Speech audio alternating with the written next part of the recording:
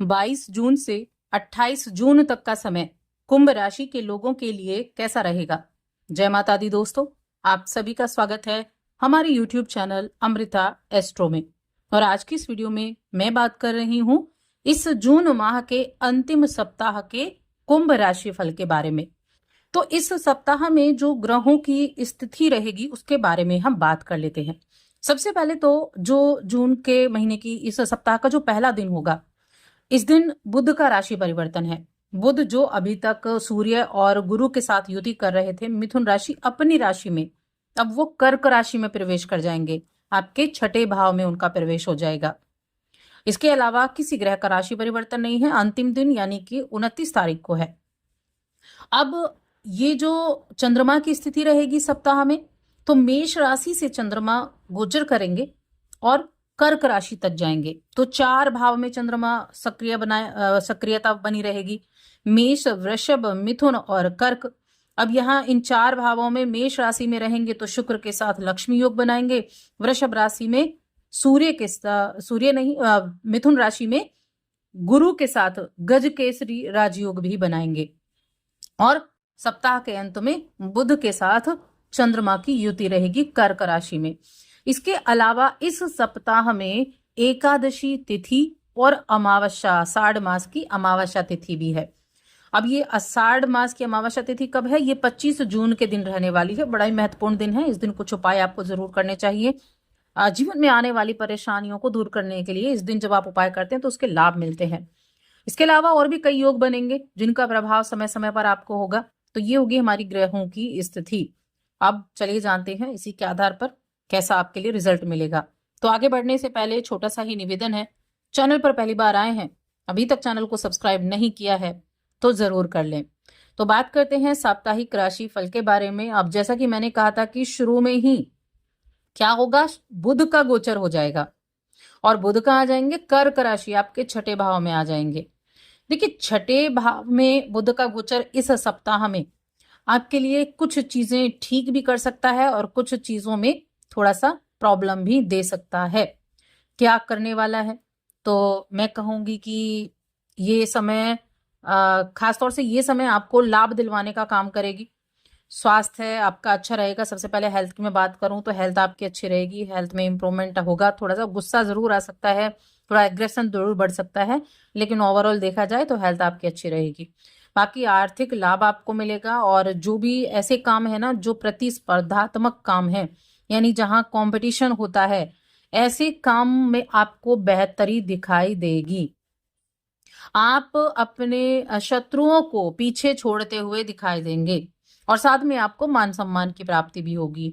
कुछ लोग आपके लिए बड़े मददगार साबित होंगे। अगर आप ऐसे काम से जुड़े हुए हैं या मान लीजिए आप एक राइटर हैं या फिर किसी तरह का कलात्मक कार्य आप करते हैं, तो मैं कहूंगी ये सप्ताह आपको बहुत अच्छे परिणाम दे सकता है। इस दौरान भाग्य का साथ भी आपको मिलेगा और ये जो भाग्य का साथ है ये आपकी सेहत को भी अच्छा रखेगा। आप सफल भी हो पाएंगे। और चंद्रमा की स्थिति अगर देखी जाए तो राहु, चंद्रमा के हिसाब से चंद्र राशि पर आधारित है ये राशिफल। तो राहु जो है वो आपकी राशि में बैठे हुए हैं। धन के संचय को लेकर, यानी कि धन को जोड़ना, संचित करना, इसके प्रति आप थोड़ा लापरवाह किस्म के हो जाते हैं। तो ये आपको बंद करना है। आपको धन संचित करने की तरफ ज्यादा चलना है। इनकम चाहे कितनी भी हो, उसमें से पैसों को बचाना शुरू करें, क्योंकि घर के लोगों के लिए यहाँ बचत करना आपके लिए ज्यादा जरूरी है। और घर का कोई व्यक्ति आपको ऐसी सलाह भी दे सकता है। देखिए, इस दौरान बड़े बुजुर्गों की सलाह और उनका अनुभव आपके काम आ सकता है। तो उनकी बातों को ध्यान से जरूर सुने, क्योंकि उनकी बातें आपकी आर्थिक स्थिति को कहीं ना कहीं बेहतर कर सकती हैं या भविष्य के लिए मददगार साबित हो सकती हैं। इसलिए उनकी बातों को जरूर सुने।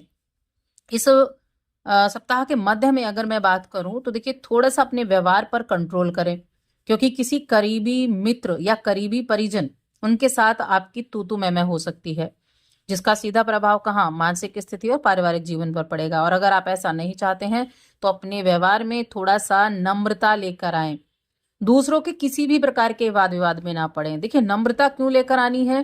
क्योंकि आपके सप्तम भाव में मंगल और केतु हैं और मंगल आपकी राशि पर, राहु पर दृष्टि डाल रहे हैं। तो ऐसी स्थिति में क्या होता है, एग्रेशन बढ़ जाता है, चिड़चिड़ापन हो जाता है, छोटी छोटी बातों पर गुस्सा आ जाता है।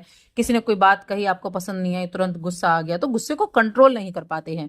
और ये चीजें कहीं ना कहीं देखिए विवादित स्थितियों को जन्म दे ही देती हैं। बाकी चीजों में मेहनत भी आप करेंगे, अपने कार्य के प्रति आपका जज्बा देखने लायक भी होगा। और देखिए कार्य क्षेत्र में आपको बहुत अच्छी पहचान मिल सकती है। तो मैं कह सकती हूँ कि खुशियां आपके लिए इस समय आने का काम करेंगी। आपको अपने अच्छे काम के लिए आपके कार्य क्षेत्र में नई पहचान मिलेगी, और संभव ये भी है कि कई बड़े अधिकारियों से मुलाकात करने का मौका भी मिले। वो आपको प्रोत्साहन भी देंगे, जिससे आपकी प्रसिद्धि बढ़ सकेगी। इस सप्ताह में आपकी आमदनी बढ़ने के भी बहुत अच्छे योग बने हुए हैं। साथ में ये जो सप्ताह है स्टूडेंट्स के लिए अगर देखा जाए तो ठीक ठाक रहने वाला है। और कोई ना कोई ऐसी चीजें आपके लिए इस समय जरूर होंगी जो छोटी छोटी बातों में झुंझलाहट भी पैदा कर सकती हैं। इसीलिए शांत रहते हुए आपको काम करने होंगे। अब हम यहाँ रिलेशंस की अगर देखें तो देखिए रिलेशंस के मामले में मैं कहूँगी परिवार के लोगों के साथ ठीक ठाक समय रहेगा। मन में सप्ताह के मध्य में थोड़ी अशांति जरूर रह सकती है, लेकिन परिवार में रहकर आप चीजों को ठीक भी कर सकते हैं। वैवाहिक जीवन ओवरऑल हम देखें तो ठीक ठाक रहने वाला है। प्रेम जीवन के मामले में भी ठीक ठाक रहेगा।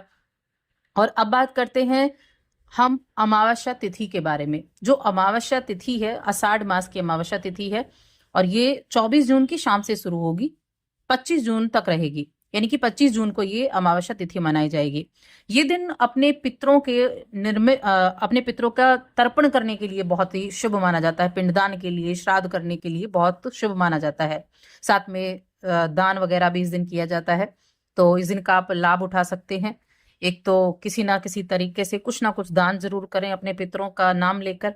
और साथ में कोई भी ऐसा कार्य इस दिन करने से बचना है जो दूसरों को दुख देता हो। ऐसी चीजों को आपको करने से बचना होगा। भगवान शिव की आराधना भी करें, शिवलिंग पर एक लोटा जल भी आप प्रवाहित करें। तो इस सप्ताह में कई चीजें बदलाव लेकर भी आएंगी। करियर में भी नई जिम्मेदारियां, नई सोच आएगी। और साथ में आपके जो फाइनेंशियल कंडीशन है वो भी आपकी इस सप्ताह में ठीक ठाक रहने वाली है। यहाँ जो बुध का गोचर है, बुध का गोचर आपके लिए कंपटीशन के लिए अच्छा है। आपके जो व्यापार करने वाले जातक हैं उनके लिए ठीक ठाक समय दे रहा है, लेकिन हाँ अच्छे परिणाम आपको जरूर मिलेंगे। थोड़े एफर्ट ज्यादा करने पड़ सकते हैं। और ये जो बुध की स्थिति है ये अभी हमारी 18 जुलाई तक यहाँ बुध रहने वाले हैं। उसके बाद यहीं पर बुध वक्री हो जाएंगे, तो तब तक के लिए स्थिति ज्यादा अच्छी है। उसके बाद चीजें जो हैं बदलाव लेकर आएंगी। अब उपाय की बात करें, क्या उपाय आप कर सकते हैं, तो मैं कहूंगी कि आप एक लोटा जल लें, उसमें थोड़ा सा गंगा जल डालें और भगवान शिव यानी कि शिवलिंग का अभिषेक करें। ये उपाय बहुत ही उत्तम आपके लिए रहने वाला है। साथ में शनिवार के दिन कुछ ऐसे विकलांग लोगों को आप खाना खिला सकते हैं, तो ये उपाय आप कर सकते हैं। तो बस आज की इस वीडियो में इतना ही। वीडियो कैसी लगी हमें कमेंट करके जरूर बताएं।